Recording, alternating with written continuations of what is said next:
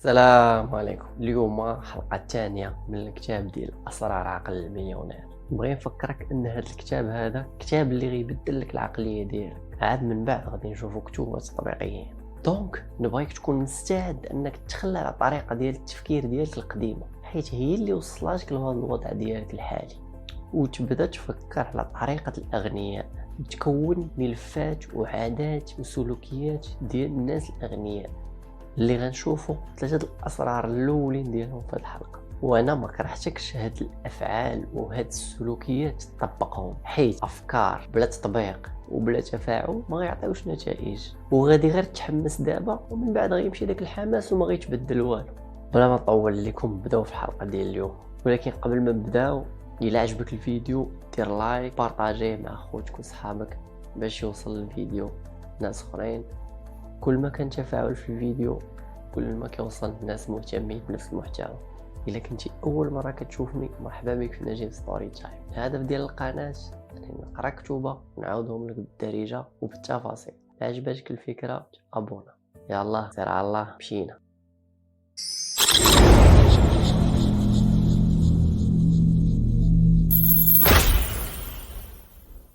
السر الاول من الاسرار ديال الثراء: الغني كيامن براسو انه كيصنع الحياه ديالو وهو اللي مسؤول لداكشي اللي وصل ليه، والفقير كيلعب دور ديال الضحيه.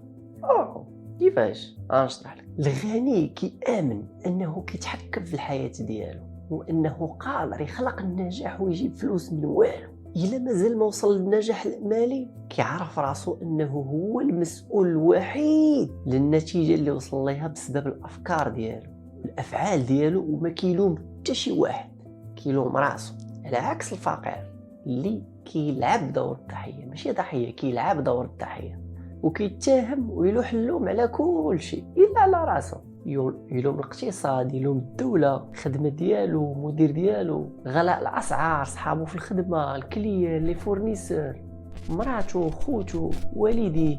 كيلوم كل شيء الا راسو. ديما هو كيخرج راسو، والا ما لامش كيبرر اي حاجه عنده ليها تبرير. وتا فينا هو الوقت، ما كنساليش نحق راسي، وفينا هو راس المال واش تضحك عليا؟ راه الوقت ميت. واحد السيد كنعرفو دار واحد المشروع وسد دابا كيقلب على خدمه، راسو مركز غير على التبرير. داكشي علاش ديما كيشوف غير البيبان اللي مسدودين والناس اللي فاشلين، واخا يكونوا دايرين به بزاف ديال الفرص ما غاديش يشوفوا. على عكس الغني ولا اللي عنده العقليه ديال الغني، في بحث مستمر على حلول. الا خدام كيزيد شي خدمه اخرى بحال فريلانس، ولا يمشي يشري شي سلعه يبيعها اونلاين، ولا يدور بها يفرق على المحلات، ولا يتعلم شي فورماسيون ولا مهاره جديده يقدر يزيد بها الدخل ديالو، ولا يسمسر كيقلب على واحد باغي يشري وواحد باغي يبيع وكياخذ كوميسيون ديالو، وهكا كيجمع ويستثمر شويه بشويه. راه كل واحد منا تيعرف شي واحد كان فقير ما عنده والو، بدا من الزيرو ودابا غادي تبارك الله خدام وكيدخل في الفلوس. راه هادشي هو السبب. الحاجه الثالثه اللي كيديروا الفقراء، ولا كديرها تجنبها، هي تبقى تشكى. حيت فاش كتبقى تشكى صاحبي كتركز غير على داكشي الخايب في حياتك، وعقلك الباطني كيزيد يتشارج بالسلبيه، وبالتالي غتجذب غير السلبيه، وهذا الشيء غيتعكس على الافعال ديالك. لاحظ ان الناس اللي كيتشكاو بزاف تلقاهم فاشلين في الحياه.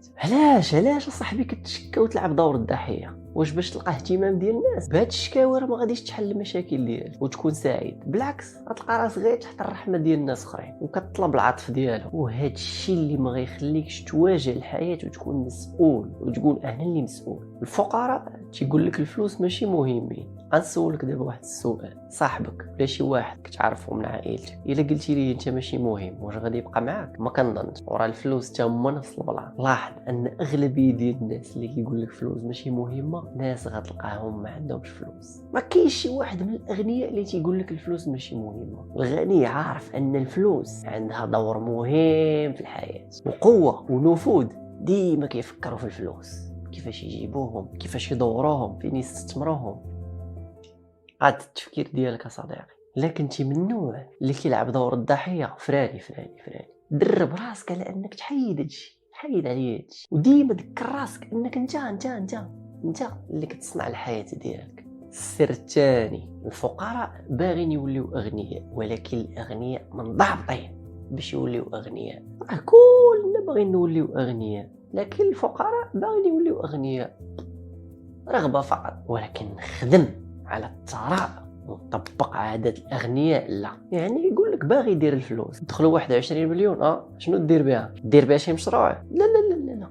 نخاف لا تمشي ليا تري بها شي طوموبيل. ها اللي قلنا هنا فين كاين الفرق. الغني ملتزم بالكون ديالو، باغي يدير العاق، يدير المستحيل، يدير 100% ديالو باش يحقق هذه الغايه. يعني مستعد للمخاطره، المغامره، تضحيه، كلشي. ثراء كيحتاج تركيز وشجاعه وتعرف الاداره الماليه وتكون مصمم على عدم الاستسلام. عدم الاستسلام. غنسولك دابا واحد السؤال، واش مستعد تخدم 16 ساعه في النهار، 7 ايام في السيمانه، 12 شهر في العام؟ اغنياء كيديروا هادشي. واش مستعد انك تضحي باش تخرج مع صحابك، تضحي شويه بالهوايات ديالك؟ اغنياء كيديروا هادشي. واش مستعد تغامر بوقتك وفلوسك في مشروع بدون اي ضمانات ديال النجاح؟ اغنياء كيديروا هادشي. الا كان الجواب ديالك لا، اذا انت باغي دير الفلوس ولكن ما مستعدش تخدم باش توصل لهم. هادشي راه ماشي كيديروه مدى الحياه يبقى يديرو تيموت، ولكن كيبنيو شركات ناجحه ولا اصول اللي من بعد كيبداو يجنيو الثمار ديالها.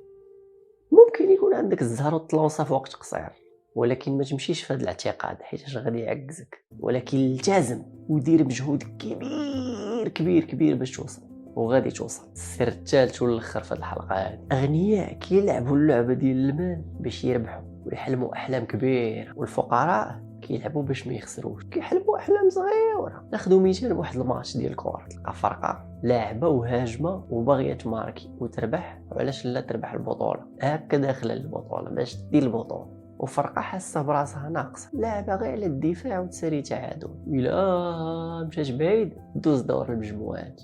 بين قوسين دير النيه، دير الكراكي، خاصك تامن براسك. هو موتيف المنتخب باش يامنوا براسهم، ماشي يدخلوا غير على الكار ولا التاهل. المهم سدوا القوس. راه نفس الغلال مع الفلوس. الفقراء باغي غير الاحساس بالامان. خويا غير بريطمه فين نسكن وخديمه فين تستر وناكل ونشرب الله يجعل البركه. غنياء لا كيقول لك انا باغي العاق، باغي بزاف الفلوس، باغي الوفره. لا كان مثلا كيفكر في باتيسري، ماشي كيفكر في محيط صغيور، لا كيفكر في باتيسري ماركه بحال امون تفرع في العالم كامل. لا كان استاذ وعنده عقليه المليونير، ماشي كيفكر يقري اللغات ويدير السوايع، لا كيفكر في شركه جامعه بزاف ديال المدارس، عندها بزاف ديال الفروع بحال البيليا كتر. نزيدو مازال شي واحد حل شي بوتيك في انترنت كيبيع تيشيرتات، ماشي باج صغيره في انستغرام، لا براند مونديال كيبيع في العالم كامل. هكا كيفكروا الاغنياء، واخا ما يوصلش لها ولكن كيمشي بعيد. قول لي علاش باغي تلعب صغير صاحبي؟ علاش باغي تلعب صغير مالك؟ واش كتحس براسك صغير؟ الا حسيتي براسك صغير يعني كتعطي واحد القيمه قليله بالنسبه لراسك بالنسبه للناس الاخرين. التاجر ولا رجل الاعمال ولا البزنس مان هو واحد الشخص اللي كيحل المشاكل وكيضيف، كيعطي قيمه مضافه للناس اخرين في مقابل ديال التحقيق ديال واحد الربح. فكر انك تعاون بزاف ديال الناس، الاف ملايين، علاش لا؟ لا فكرتي صغير غادي تبقى ديما صغير، فكرتي كبير وخدمتي وامنتي براسك غادي توصل للاحلام ديالك. كبر الطموح ديالك صاحبي، كبر الطموح وقول مادام الناس اخرين داروها حتى انا نقدر نديرها. اعطيك واحد الملاحظه، سير لكاع الشركات كبار، كارفور، ماكدونالد، قرا على التاريخ ديالهم، جوجل كيفاش بداو، غادي تلقى ان ناس عاديين بحالك هما اللي بداو. ماشي بدات ديك الشركه ب 10000 موظف، كلشي كيبدا صغير. Apple dans le garage de mes parents, j'avais 20 ans. On a travaillé très dur. Au bout de 10 ans, Apple était devenue une entreprise d'une valeur de 2 milliards de dollars avec 4000 employés. كلشي كيبدا صغير، ولكن الايمان ديالهم والتفكير ديالهم الكبير، الطموح الكبير هما اللي تيخليهم يوصلوا لهذوك كل النتائج المتقدمه. راه كاينه قهوه بول وكاينه قهوه ديال راس الدرب، الفرق بيناتهم هو الجيرون ديال القهوه ديال راس الدرب الطموح ديالو صغير، لوغ كو كير ديال القهوه ديال بول كان الطموح ديالو كبير. ستاربكس براسها راه مولا كانوا ضحكوا عليه الفكره ديالو في الاول، انك تكتب السميه ديالك في الكوبلي بيرسوناليز، جاتهم فكره تافهه، لكن هو بالنسبه ليه كان كيشوف واحد الفكره اللي كبيره بزاف. ثق في راسك، ثق في الاحلام ديالك، ما تسوقش الصاد، ما تسوقش صاحبي شي واحد يضحك عليك ولا شي حاجه، غير عطيه ابتسام، تكونسونطرا على الحلم ديالك، ما تبارطاجيش انت كاع مع الناس، خفتيهم يضحكوا عليك ما تبارطاجيش، خلي بينك وبين راسك. المهم هذا ما كانت الحلقه ديال اليوم، الجزء الثاني اسرار العقل المليونير. غادي نعطاكيو بزاف ديال الكتوبه ديال الفلوس. انا بديت بهذا الكتاب لحقاش كتاب بعدا كيبدل لك العقليه ديالك، كتولي تفكر بعقليه ديال واحد مليونير ملياردير، كتولي تامن براسك. بحال غادي ندوزو للامور التطبيقيه براكتيس. هذا ما كان، تهلاو في راسكم، السلام عليكم.